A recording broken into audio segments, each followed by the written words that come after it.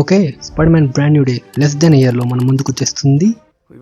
July 31, 2026 ఈ movie యొక్క release date అని మేకర్స్ అయితే అఫీషియల్గా అనౌన్స్ చేసేశారు. పర్సనల్గా చెప్పాలంటే నేను డూమ్స్ డే కన్నా ఈ బ్రాండ్ న్యూ డే ప్రాజెక్ట్కి ఎక్కువ ఎక్సైటెడ్ ఉన్నా. సార్, మీరు ఫేక్ పోలీస్ ఆఫీసరా? లేట్గా క్యాచ్ చేసావు కిల్ బిల్. అండ్ ఈ మూవీని డైరెక్ట్ చేస్తుంది ఇంకెవరో కాదు, మన షాంగ్-చి మూవీని డైరెక్ట్ చేసిన డెస్టిన్ డేనియల్ అనమాట. సో ఇలాగే చాలా మాటలు మాట్లాడుకోవాలి, ఒక్కొక్కటిగా బ్రేక్ డౌన్ చేద్దాం.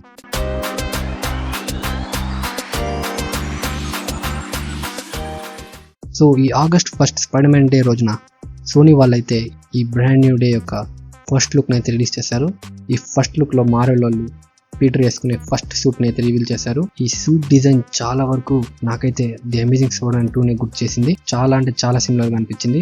అండ్ ఇదే సూట్ మనకు నో వే హోమ్ ఎండింగ్లో కూడా కనిపిస్తుంది. స్టార్ టెక్నాలజీ లేనందున పీటర్ ఈ సూట్ని తానే డిజైన్ చేసుకుని ఆ క్రిస్మస్ టైంలో స్వింగ్ చేయడం చాలా ఎపిక్ అనిపించింది.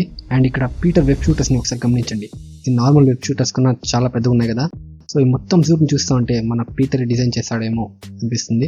అండ్ దీంతో పాటు ఈ మూవీకి Jackie Chan stunt team fight కొరియోగ్రాఫీని డిజైన్ చేస్తున్నారని చెప్తున్నారు. అది ఎంతవరకు నిజమో తెలియదు. ప్రెజెంట్ అయితే ఈ మూవీ షూటింగ్ స్కాట్లాండ్లోని గ్లాస్గోలో గట్టిగా జరుగుతుంది.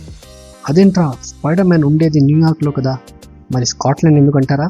స్కాట్లాండ్ని చూస్ చేయడానికి మెయిన్ రీజన్ అక్కడ ఉండే పాపులేషన్. న్యూయార్క్లో ఉన్న పాపులేషన్ పోలిస్తే స్కాట్లాండ్లో పాపులేషన్ చాలా తక్కువ.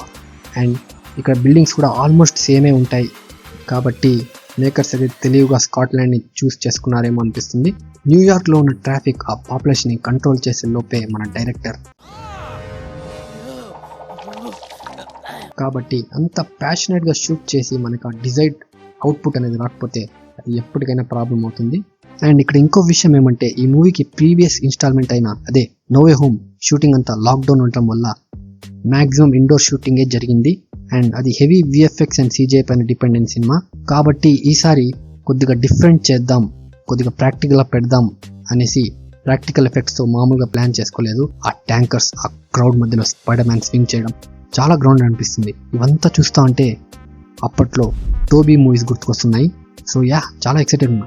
అండ్ ఈ మూవీ ప్రీవియస్ మూవీస్ కన్నా చాలా డార్క్ అండ్ ఆర్ రేటెడ్ ఉండబోతుంది అనే టాక్ అయితే ఉంది. ఈ స్టేట్మెంట్ కి గట్టిగా వాల్యూ ఇచ్చేది మన నెక్స్ట్ టాపిక్, ఈ మూవీలో ఉండే విలన్. స్పైడర్ మ్యాన్ ఫిలిమ్స్ లో మనం ఎన్నడూ చూడనటువంటి విలన్స్ ఈ మూవీలో అపియర్ అవుతారని చాలా పెద్ద స్పెక్యులేషన్ అయితే ఉంది. Starting of with mister negative. Marvel spider man game ఆడిన వాళ్ళకి ఈ క్యారెక్టర్ గురించి ఒక మంచి ఐడియా ఉంటుంది. ఈ మిస్టర్ నెగటివ్ అనేవాడు బేసిక్ గా ఫీస్ట్ అనే ఒక చారిటబుల్ ఆర్గనైజేషన్ కి హెడ్ అనమాట. బయట నార్మల్ గానే అనిపిస్తాడు కానీ లోపల ఒక పెద్ద గ్యాంగే ఉంటుంది. ఈ ట్యాంకర్స్ పైన ఉండే సింబల్ కూడా మిస్టర్ నెగటివ్ చెందిన గ్యాంగ్ వాళ్ళదే. సో మిస్టర్ నెగటివ్ తో పాటు ఈ మూవీలో హల్క్ కూడా ఉన్నాడు.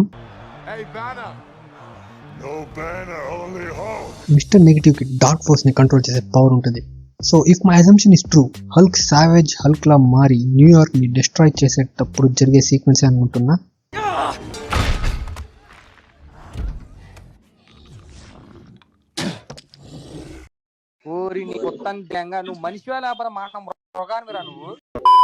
అండ్ ఈ కేయాస్ మధ్యలో వస్తాడు మన పనిషర్. పనిషర్ సిరీస్ చూసిన వాళ్ళకి బాగా తెలుస్తుంది ఇతను ఎంత రూట్లెస్ క్యారెక్టర్. థింగ్స్ ఇక్కడ ఇంట్రెస్టింగ్ అయిపోతాయి. ఒక పక్కన పనిషర్ ఏమో బ్రూటల్ మైండ్ సెట్ తో, ఇంకో పక్కన మన spider man no kill policy.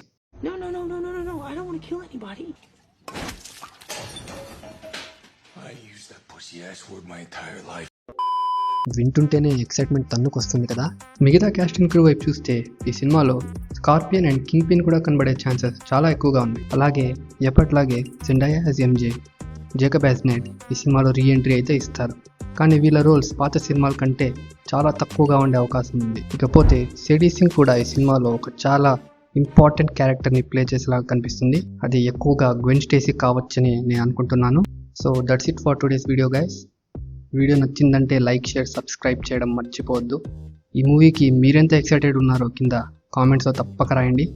మరి వచ్చే వీడియోలో మళ్ళీ కలుద్దాం. అప్పటి వరకు సయోనారా.